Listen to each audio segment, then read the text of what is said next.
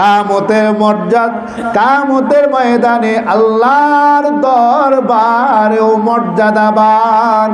আল্লাহ রাসূল আল্লাহর হাবিব বলছেন, ওয়ালাযাকিরুনাল্লাহা কাসীরান, যারা দুনিয়ার বুকে আল্লাহর জিকির বেশি বেশি বেশি বেশি বেশি বেশি করবে, ওই মানুষগুলো হলো বড় দামি মানুষ। ওই ইবাদতটা বড় ইবাদত।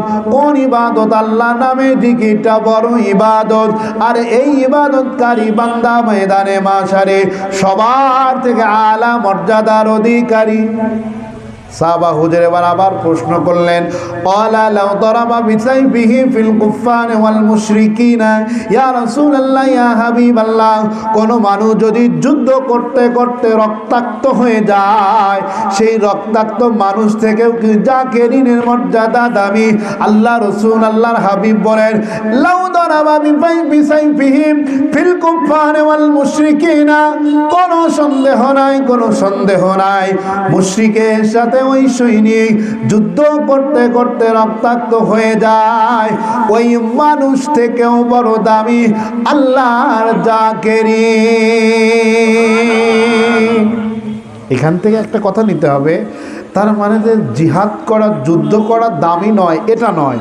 অর্থাৎ জাকিরিনের মর্যাদা, এটাকে প্রাধান্য দেওয়া হয়েছে। মনে রাখবেন, প্রকৃতপক্ষে যিনি জিহাদ করেন, যুদ্ধ করেন, তিনিও তো আল্লাহর জিকিরেই আছেন। জোরে বলুন মারহাবা। এজন্য আজকে আমরা জিকির থেকে কত দূরে।